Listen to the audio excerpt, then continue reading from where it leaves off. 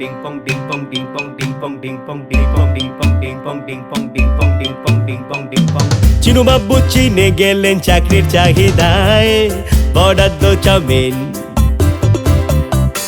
দৈনিক ই চৈনিক খেয়ে প্রাক্তনে সৈনিক স্বভাবে মিনমিন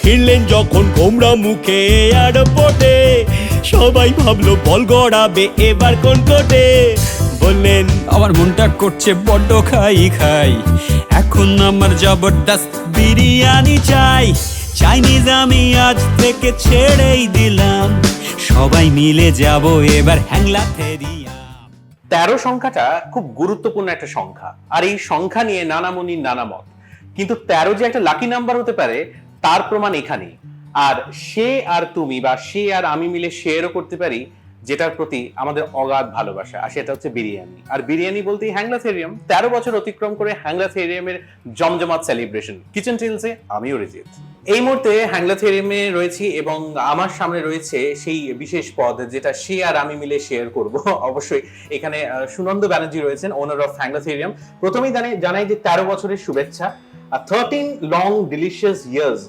সুনন্দদা জার্নিটা যদি একটু রিক্যাপ করতে বলি 13 বছর কিভাবে শুরু হলো এবং এই মুহূর্তে হ্যাংলাথেরিয়াম যেখানে দাঁড়িয়ে রয়েছে সত্যি কথা বলতে গিয়ে 13 ঠিক কিভাবে কেটে গেছে আমি নিজেও জানি না মানে আমরা কেউই জানি না যখন শুরু করেছিলাম তখন একদমই ভাবিনি 13 দিন চলবে কিনা সেটা নিয়েও আমাদের ডাউট ছিল বা রাদার ছিল না এবং ছিল না বলেই হয়তো শুরু করেছিলাম একদমই আনপ্ল্যান্ড একটা বিজনেস যেটা একটা 5 ফুট বাই 8 ফুটের একটা আউটলেটে শুরু হয়েছিল ইনফ্যাক্ট 3 ফুট বাই 8 ফুটের একটা আউটলেটে শুরু হয়েছিল নিজেরাই রান্না করতাম অফিসের পরে মোস্ট অফ দ্য ডেজ নিজেরাই খেয়ে নিতাম খাওয়ার লোকও পেতাম না কিন্তু মজা লাগে যখন ওই 13 বছর আগের লোকগুলো এখনো ফিরে এসে বলে আচ্ছা তোমরা একটা এইটা বানাতে এখনো কি বানাও সেগুলো খুব ভালো লাগে আর এইভাবেই আস্তে আস্তে অ্যাকচুয়ালি আমাদের 13 বছর না বলে আমাদের সবার 13 বছর বলা উচিত অ্যাবসলিউটলি হ্যাঁ মানে হ্যাংলাথেরিয়ামটা আমাদের নয়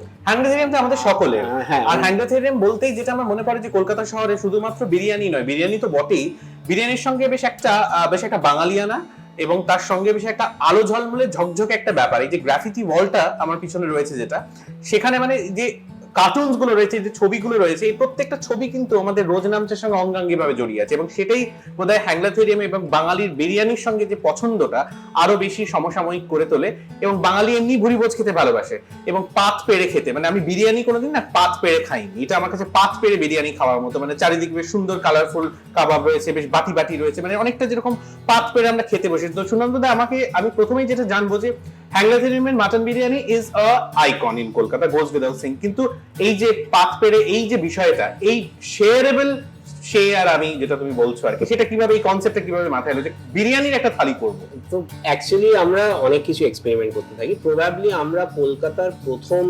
বিরিয়ানি রেস্তোরাঁ যারা আমরা একটা থালি শুরু করেছি আচ্ছা অনেক বছর আগে থালি না বলে কম্বো বলা উচিত যে বিরিয়ানির সঙ্গে আমরা কি খাই চাপ খাই একদম কষা খাই বা আমাদের একটা সিগনেচার ডিশ আছে ধরো পাসিন্দা তো এই দুটোকে মিক্স করে আমরা একটা কম্বো প্যাকে সেটাকে দিচ্ছিলাম কেন দিচ্ছিলাম যে আজকে ধরো অফিস থেকে কেউ যদি অর্ডার করছে তার বিরিয়ানিটা খেতে গিয়ে কারণ অনেকের শুকনো লাগে একদম তার সঙ্গে একটা কিছু থাকলো তো এই কম্বোটা আমরা শুরু করেছিলাম ধরো আজ থেকে প্রায় 10 বছর আগে তারপরে এটা চলতে চলতে অনেকে আসতো বলতো যে তোমরা একটা বাফে শুরু করো একটা বুফে শুরু করো বাফে শুরু করো আমরা বুফেটা শুরু করলাম তাতে যেটা প্রবলেম হচ্ছিল আমরা বলছিলাম ঢেলে খাও মানে খেতেই থাকো কিন্তু তাতে আমাদের জায়গাটা তো ছোট তাতে অনেকে হচ্ছিল যে তারা অনেকক্ষণ ওয়েট করছে বাইরে তো এবার কাউকে আমরা বলতে পারি না এই ভাই তুমি এবার অনেক হয়ে গেছে এবার হ্যাঁ তোমার টাইম আপ এরকম তো বলতে পারবো না তো তখন আমরা ভাবলাম যে আচ্ছা ঠিক আছে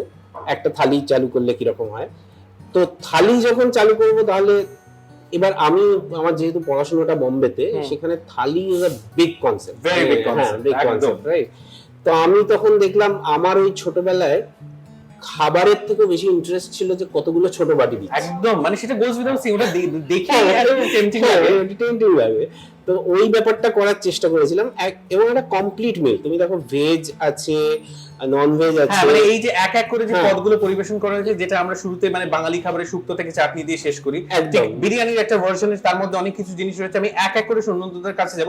মাটন বিরিয়ানিটা একদম মানে জল জল করছে বলাই যেতে পারে, সেই মানে একদম মানে ঘন কালো অন্ধকারে চাঁদের মতো, একদম চাঁদ সূর্য দুটোই রয়েছে, সেটার মতো সুন্দরভাবে একদম ফুটে উঠেছে। কিন্তু এই কাবাবটা দিয়ে শুরু করি। আচ্ছা, এটা হচ্ছে আমাদের soya shammi kabab. Basically soya shammi kabab, it's a healthy version of shammi kabab. বিরিয়ানিটা খেতে খেতে কিন্তু এখানে হেলথটা মাথায় রাখতে হবে, যে হেলদি খাবার দিয়ে আমি বিরিয়ানি খাওয়াটা শুরু করছি, কারণ সেটাই বাঙালির ইমোশন এবং সেটাই হ্যাংলেথেরিয়াম। এবং তারপর এটা হচ্ছে আমাদের হরিয়ালি কাবাব, হরিয়ালি টিক্কা চিকেনের। আর তার সঙ্গে আমরা ফিশও রেখেছি, বা ফিশ টিক্কা কাবাব। আর সঙ্গে আমাদের স্ট্যান্ডার্ড চিকেন রেশমি কাবাব। মানে 4 ধরনের কাবাব সার্ভ করা হচ্ছে বিরিয়ানির সঙ্গে অ্যাজ আ স্টার্টার। নান তো আমরা দেখতেই পাচ্ছি, বেশ উপরে বেশ বাটারটা বেশি করে গ্রিস করা আছে। আরো দুটো জিনিস যেটা রং সঙ্গে রয়েছে, মানে which is very very significant। এটা যতদূর আমার মনে হচ্ছে দেখে, এটা একটা ডাল মাখানি। এটা একটা চিকেনের প্রিপারেশন, চিকেনের প্রিপারেশন, এবং শেষ পাতে মিষ্টি মুখ রয়েছে, মিষ্টি আছে, একটু রায়তা আছে, নান আছে।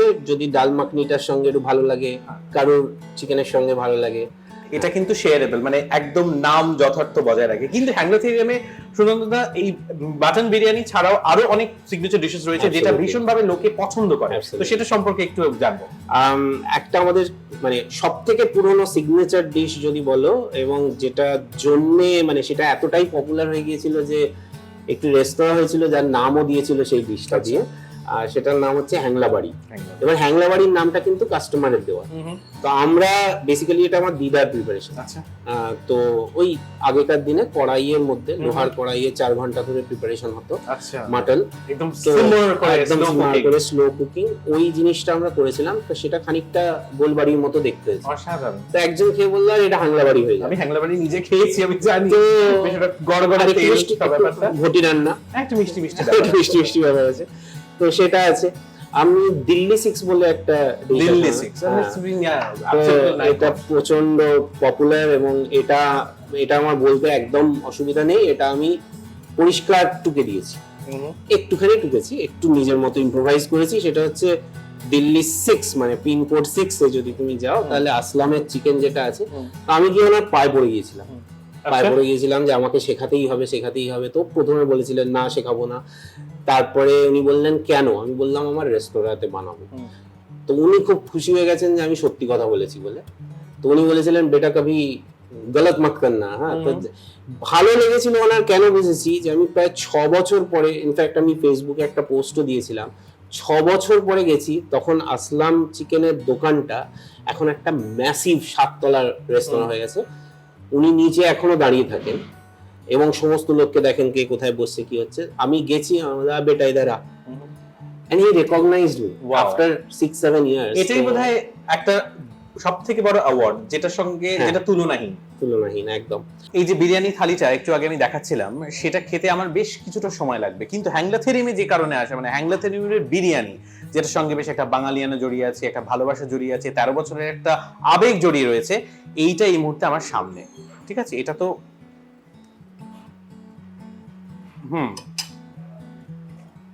বিরিয়ানি নয়, ইমোশন কলকাতার, ইমোশন হ্যাংলাথেরিয়ামে, আর ইমোশন আমাদের সকলের ভালোবাসা। আসতেই হবে হ্যাংলাথেরিয়ামে।